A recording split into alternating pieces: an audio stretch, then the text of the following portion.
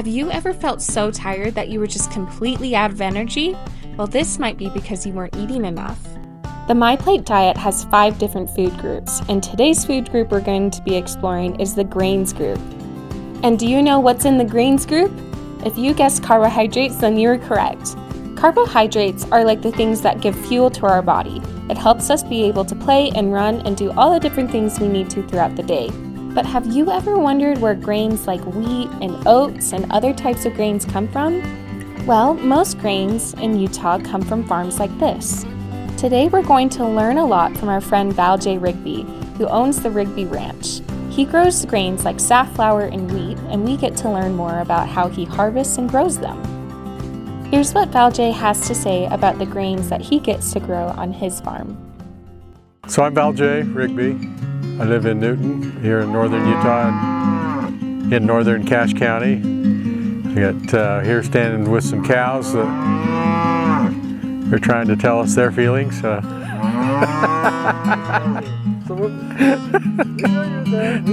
We're standing here in an alfalfa field, a dryland alfalfa field that had a small amount of forage on it, and we were able to turn the cows in and clean that off more efficiently than running our hay equipment over it to get that last dry cutting for the year. It's challenging at times because sometimes the cows need to be taken care of at the same time we need to move pipe and harvest wheat, and sometimes you have to be in a couple places at the same time, but we try to balance it out. Most of these fields have a winter wheat, spring wheat, safflower rotation.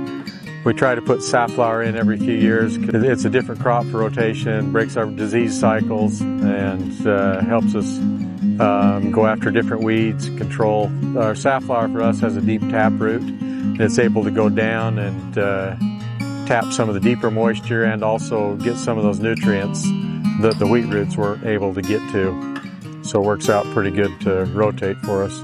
Most of our safflower is grown for bird seed. So it'll go into a mix, and you'll go to your local department store and you'll buy a bag of bird seed. Right now the bird seed's a better market for us. So for us, we'll harvest our winter wheat the end of July, the 1st of August, and then we move into our spring wheat, spring grains, and then safflower is September, late September. Winter wheat, we try to sell as close as possible to reduce our transportation costs. So a lot of it we can market a certain percentage here locally, and beyond that, we have to just start shipping into Idaho, up to Pocatello or Blackfoot.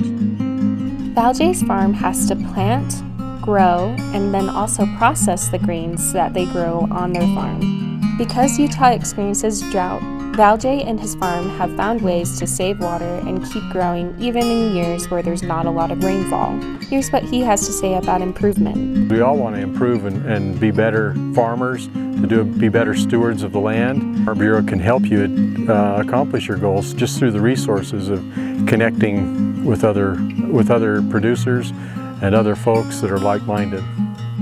Now that you've seen some of the behind the scenes behind growing grains here in Utah, can't you see how much work it is? Val J and his farm are a great example of how much hard work and dedication it takes to grow food and get it to Utahns' plates. After all the hard work is over and we're able to purchase grains from farmers like Val J, what do we do with it? Well, we can make delicious recipes like the one that we're about to see from Chef Kurt. It involves the use of barley, which is a type of grain. You may not be familiar with it, but it is delicious.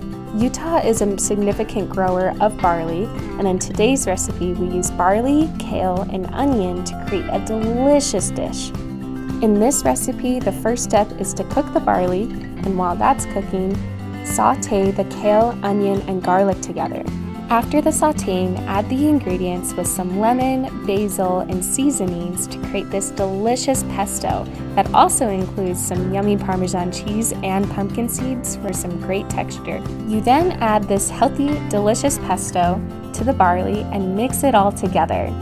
After mixing it all together, you can eat it chilled or you can eat it warm. This is the type of recipe where you won't want to put your fork down. This dish is a great example of how we can use grains in our daily diet, as well as how we can support local Utah agriculture by buying things from local Utah growers and farmers. Remember that grains give us energy and are a great source of carbohydrates, and that Utah growers and farmers make delicious grain products for us to use in our homes. Thanks for watching, and we'll see you again soon.